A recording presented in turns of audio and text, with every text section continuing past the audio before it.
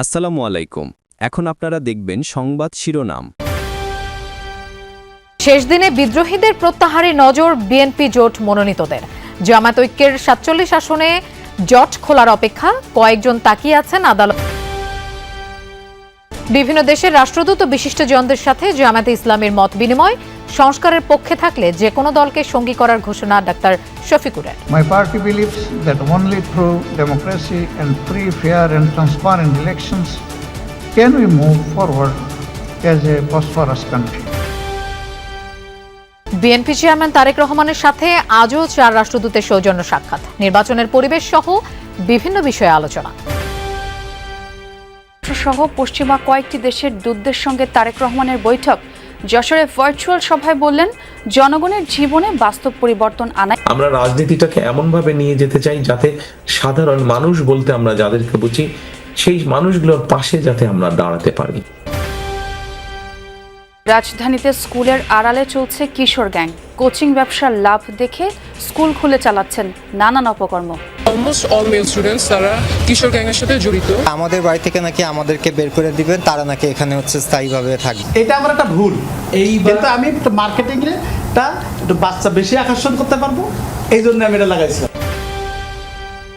চট্টগ্রামের সীতাকুণ্ডের জঙ্গল সলিমপুর এলাকায় অভিযানে গিয়ে সন্ত্রাসী হামলায় এক র্যাব কর্মকর্তা নিহত। সিএমএইচে চিকিৎসাধীন গুরুতর আহত 3 জন। আসসালামু আলাইকুম। এখন দেখবেন সংবাদ বিস্তারিত। নির্বাচনে মনোনয়নপত্র বাছাইয়ে রিটার্নিং অফিসারদের সিদ্ধান্তের বিরুদ্ধে আপিল শুনানি শেষে মোট বৈধ প্রার্থীর সংখ্যা দাঁড়িয়েছে 2253 জনে। মনোনয়নপত্র দাখিলের নির্ধারিত সময়ে 300 সংসদীয় আসনে 2500 মনোনয়নপত্র জমা পড়ে। যাচাই বাছাইয়ে 723 জনের মনোনয়নপত্র বাতিলের পর বৈধ প্রার্থী ছিলেন 1842 জন। 9 দিনের শুনানি শেষে প্রার্থিতা বাতিল হওয়াদের ব্যাপারে আরও জানা। রিটার্নিং অফিসারদের সিদ্ধান্তের বিরুদ্ধে আপিল শেষে 9 দিনের শুনানিতে প্রায় 150 জনের প্রার্থিতা বাতিল হয়েছে। এর মধ্যে 98 জনই স্বতন্ত্র প্রার্থী। জাতীয় পার্টির 20 জনের প্রার্থিতা বাতিল হয়েছে এবারের শুনানিতে। এছাড়া বিভিন্ন কারণে 22 জন প্রার্থী ছিটকে পড়েছেন। বিএনপির মোট 4 জনের প্রার্থিতা বাতিল হয়েছে ইসির শুনানিতে। এর মধ্যে উল্লেখযোগ্য কুমিল্লা 4 আসনে বিএনপি মনোনীত প্রার্থী মঞ্জুরুল হাসান মুন্সি, যার প্রার্থিতার বিরুদ্ধে আপিল করেন এনসিপির হাসনাত আব্দুল্লাহ। 3টি আর্থিক প্রতিষ্ঠানে ঋণখেলাপি হওয়ার অভিযোগে প্রার্থিতা বাতিল হয় তার। ঋণখেলাপের অভিযোগে বিএনপির 2 প্রার্থী যশোর 4 আসনে টিএস আইয়ুব ও চট্টগ্রাম 2 আসনে সারোয়ার আলমগীরের মনোনয়নপত্র বাতিল হয়। দ্বৈত নাগরিকত্বের ইস্যুতে কুমিল্লা 10 আসনে বিএনপি মনোনীত প্রার্থী মোহাম্মদ আব্দুল গফুর ভুইয়ার প্রার্থিতা বাতিল হয়। সিরাজগঞ্জ, ময়মনসিংহ, কুমিল্লা ও যশোরের 4টি আসনে বিএনপির বিদ্রোহী প্রার্থীদের মধ্যে মোট 4 জনের প্রার্থিতা বাতিল হয়েছে। সিলেট 1 আসনে যে দল জয়ী হয় তারাই যায় রাষ্ট্র ক্ষমতায়। দীর্ঘদিন ধরেই এমন মিথ প্রচলিত। পট পরিবর্তনের পর আসনটি নিজেদের করতে মরিয়া বিএনপি ও জামায়াত। 2 দলই জয়ের ব্যাপারে আশাবাদী। ভোটাররা মুখিয়ে রয়েছেন নিজেদের পছন্দের প্রার্থীকে জয়যুক্ত করতে। তবে শঙ্কাও রয়েছে ভোটের দিনের পরিবেশ নিয়ে। সিলেট সিটি কর্পোরেশনের 36টি ওয়ার্ড এবং সদর উপজেলার 7টি ইউনিয়ন নিয়ে গঠিত সংসদীয় আসন সিলেট 1। স্বাধীনতার পর থেকে 2024 পর্যন্ত এই আসনে বিজয়ী দলই কাকতালীয়ভাবে আসীন হয়েছে রাষ্ট্র ক্ষমতায়। পরিবর্তিত পরিস্থিতিতে এই আসনে জয় পেতে মরিয়া বিএনপি ও জামায়াত। ভোটাররাও মুখিয়ে আছেন নিজেদের পছন্দের প্রার্থীকে জয়যুক্ত করতে। তবে কিছুটা শঙ্কাও রয়েছে ভোটের দিনের পরিবেশ নিয়ে। ফেসিবাদের জমানায় যা হয়েছে সেরকম আমরা আর চাই না। এখন আমরা সুস্থ নির্বাচন চাই।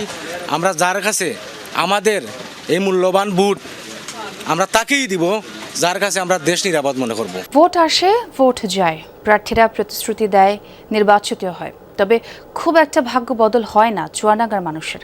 এবারে নির্বাচনে নিজেদের প্রত্যাশা আর প্রাপ্তির পুরোটা বুঝে নিতে চান ভোটাররা। তাদের চাওয়া আসন্ন নির্বাচন যেমন হবে ইতিহাসের অংশ, আর নির্বাচিত সংসদ সদস্যরাও রাখবেন সফলতার স্বাক্ষর। জেলার সমস্যাগুলো চিহ্নিত করে সমাধানের পাশাপাশি সুশাসন প্রতিষ্ঠা ও গণতান্ত্রিক চর্চায় এগিয়ে থাকা প্রার্থীদের নিয়েও আলোচনা চলছে সবখানে। দক্ষিণ পশ্চিমের সীমান্তবর্তী জেলা চুয়াডাঙ্গায় এবার মোট ভোটার 10 লাখেরও বেশি।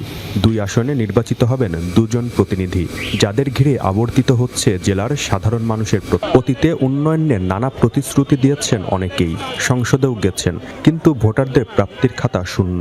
পূর্বের মতো কেবল ইতিহাস হতে নয়, বরং সফলতার ছোঁয়া রাখতে হবে নির্বাচিতদের, বলছেন ভোটাররা। বর্ডারের ঠিক পার্শ্ববর্তী জেলা, তো এখানে অনেক মাদকের একটা চালান আমাদের এই জেলার উপর দিয়ে যাচ্ছে। তো আমরা সর্বপ্রথম চাই যে এমপি হোক এই বিষয়টা নিয়ে কাজ করবে, যে মাদক যেন আমাদের জেলাতে প্রবেশ না করতে পারে। নিরপেক্ষ একটি চুয়াডাঙ্গা চাই, যেখানে কোনো দুর্নীতি থাকবে না।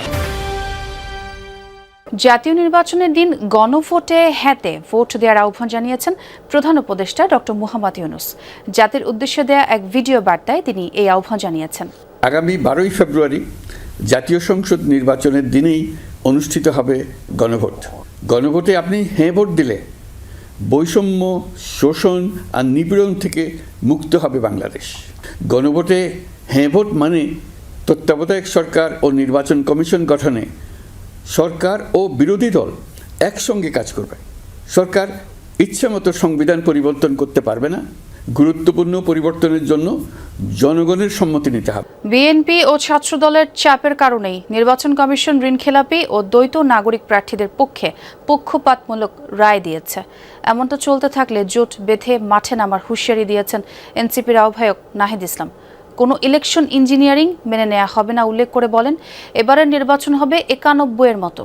আর এনসিপি মুখপাত্র আসিফ মাহমুদ বলেন, গণভোটের প্রচারণা ঘিরে শোকজ দিয়ে ইসি সংস্কারের বিপক্ষে অবস্থান নিয়েছে। ভোটের পরিবেশ নিয়ে আলোচনা করতে প্রধান উপদেষ্টা ডক্টর মোহাম্মদ ইউনূসের বাসভবনে এনসিপির 4 সদস্যের প্রতিনিধি দল প্রায় 1 ঘন্টার বৈঠক শেষে গণমাধ্যমে কথা বলেন দলের নেতারা। মুখপাত্র আসিফ মাহমুদ সজীব ভুইয়া জানান, এনসিপিকে হেয় করতে নাহিদ ইসলাম এবং নাসিরউদ্দিন পাটোয়ারিকে শোকজ করেছে ইসি। একেবারে ইসি থেকে মাঠ পর্যায় পর্যন্ত এক ধরনের একপাক্ষিক পক্ষপাতদুষ্ট আচরণ দেখতে পাচ্ছি। মিডিয়া ট্রায়াল করার জন্য, আমাদের প্রার্থীদেরকে বিতর্কিত করার জন্য উদ্দেশ্য প্রণোদিতভাবে এটা রাজনৈতিক দল এবং নির্বাচন কমিশন এবং রিটার্নিং কর্মকর্তাদের যোগসাজশের মাধ্যমে এই ধরনের শোকজগুলো দেওয়া হচ্ছে। একটা পরিকল্পিত উপায়ে একটা নির্দিষ্ট দলকে বা গোষ্ঠীকে ক্ষমতায় আনার জন্য দেশের মানুষের ভোটাধিকারকে অবজ্ঞা করে একটা সেটেলড নির্বাচন করতে আমরা দিব না। এনসিপির আহ্বায়ক নাহিদ ইসলাম অভিযোগ করেন, বিএনপির চাপে গুরুত্বপূর্ণ সিদ্ধান্ত নিচ্ছে কমিশন। বিএনপি চেয়ারম্যান তারেক রহমানের সঙ্গে সৌজন্য সাক্ষাৎ করেছেন ঢাকায় নিযুক্ত মার্কিন রাষ্ট্রদূত ব্রেন্ট ক্রিস্টেনসন।